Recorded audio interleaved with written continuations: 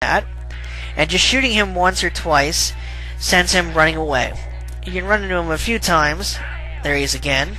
Die. Which I'm going to shoot him again, and the eyeballs, which stop coming out, thankfully, after he runs away. And then hurry along this... Darn you, die. Stage. Now this stage is the first of a couple of them to have these. This is a little mini level. It's called... Who Turned Out the Lights, I think, or something. I'm not sure. Or maybe it's Watch Your Head.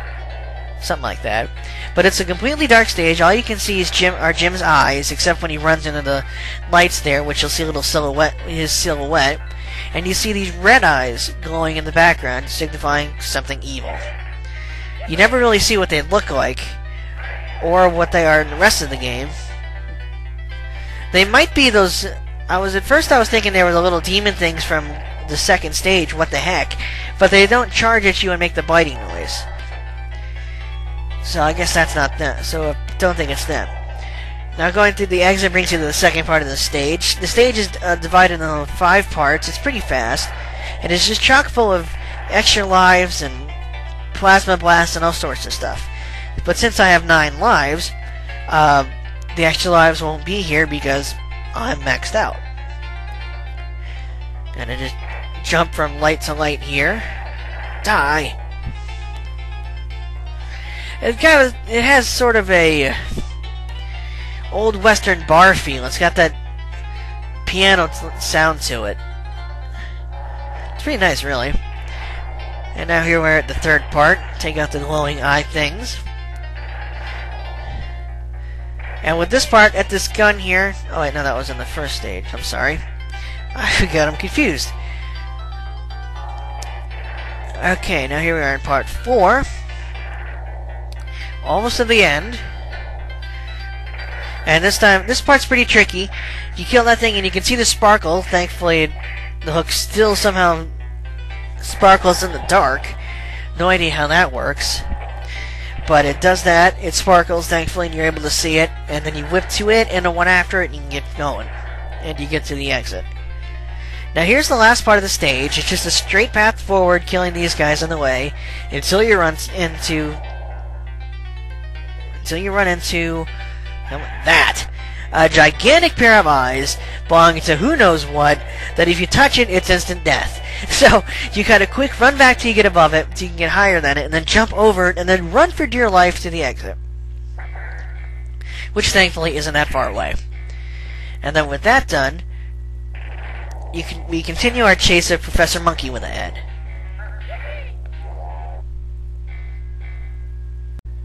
Now, after jumping in that teleporter, it spits us out right there. And we continue our chase. This part has many conveyor belts, and it's pretty annoying. And it's also the second part of the game where Jim gets taken out of his suit. You'll see that in a few seconds here. These floating eyeball guys are all over the place. And as you can see, hitting that fan, at first, when I first got here, I thought it would take Jim's head off, and in a way it did, because it sucked him out of the stage. Now, I'm going a little fast here, because I was trying to outrun the little guy on the bottom, but unfortunately it didn't work. With Jim pulled out of his suit somehow, you have to run through a little obstacle course while the suit rides underneath you on a conveyor belt like you just saw. And here we are with another part. I'm going to try and keep up with it this time, since there's no little leech thing I have to outrun. Picking up lots of goodies on the way. Still got to go at a pretty decent speed, using the little fan things that I have no idea what their purpose could be for the factory, or these little spike guys, these spike thingies at the end here. But thankfully it's not too long, and you're reunited with your suit. Die. Now here we are moving along some more conveyor belts, taking out these jumping brains. No idea why there's jumping brains around, or how brains can jump, but they can somehow. While moving along in pursuit of Professor Monkey for a head. Such strange enemies. I love it.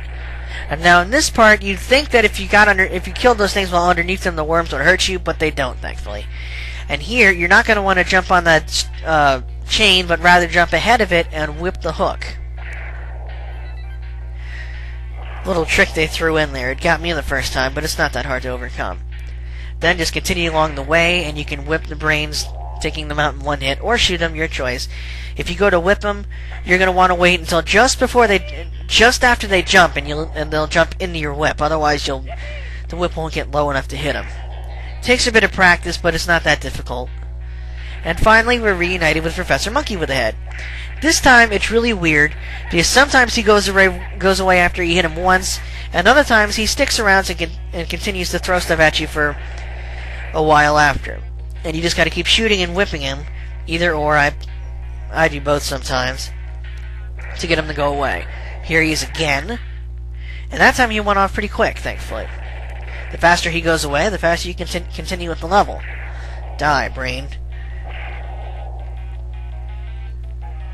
Jump up here, and now we're going to run into those floating eyeballs of goodness before. Only it's really annoying now and kind of tricky not to take damage. Got like a little gauntlet here to jump through. Ah, they got me. I managed to do fairly well that time.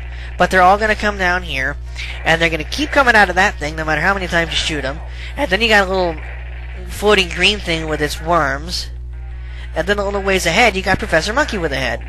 For a head, along with the jumping brain. Thankfully, he went away pretty quick there, so I can get out of that hellhole. But there's still going to be some more green guys and jumping brains. Now, this part here, you can see this sparkling red valve. You can whip it 5 times. That's 3, 4, 5, and it'll give you random goodies each time. I know this because I was practicing this stage several times, and I got different things every time. Sometimes I got more health, sometimes it gave me a bunch of lives, sometimes it gave me a bunch of guns. Continue a little further on, and you get to the boss of the stage, who oddly enough is not a professor with a monkey for a head. I have no idea where he ran off to, but rather this chicken guy in a mecha suit thing. To beat him, you just jump over his eggs he fires and whip the target at the top, which makes amoeba things fall down. And do that 5 times, and you come to this part where you're both falling down, and you just have to keep shooting him. I'm not sure if the bombs are rolling up and hitting him, or if you're shooting him does it, but keep shooting him, and he'll keep blowing up, and eventually he'll stop laying bombs and lay eggs. When he lays eggs, he's just about dead. Hit him about 5 more times, and he's gone.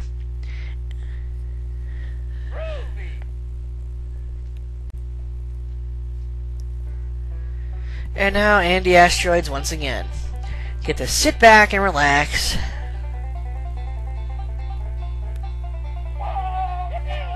And have some fun with the asteroids.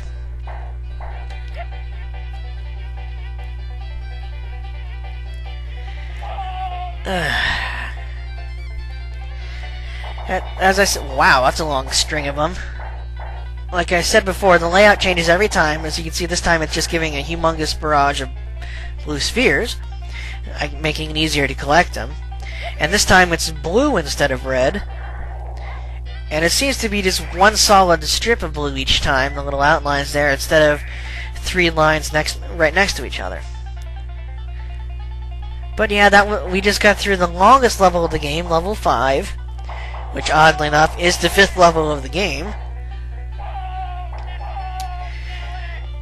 And so we can relax a bit, as the other stages are sort of short. Huh, only got 40 of them that time. Oh well.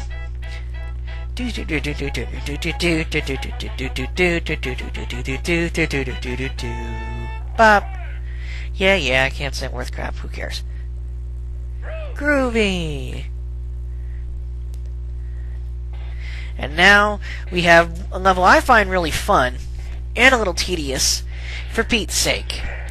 This level, you get to meet Peter Puppy, the lovable little puppy who is none other than Jim's bestest best friend in the whole world. No idea how a puppy and a worm can become friends, but I guess it's the same thing as a cat and a dog.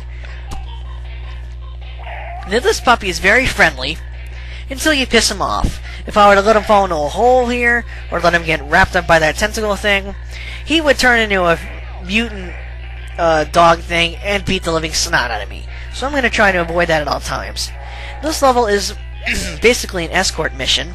I know a bunch of people hate escort missions. I don't really mind them myself. But basically, you're running through protecting Peter Puppy from all sorts of obstacles as he hops lovingly along to his home without a care in the world. A lot like Rocko's Modern Life again, wherein you have to protect your dog, Stimpy, I think it is? Skimpy? Something like that.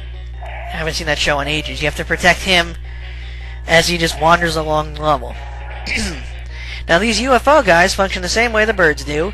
If they were to grab me, they'd hang on to me just like the birds would, the crows from the first level would, and let Peter Puppy get further ahead and probably wind up in danger. Now to get him across holes like that, you actually whip him, and he goes flying across the screen. Please, folks, don't do this at home. Don't go whipping your dog hoping he'll go flying across the room or something like that. That's animal cruelty, and it just breaks my heart to see anybody doing anything cruel and mean to animals. I mean, why hurt them? They're just lovable creatures.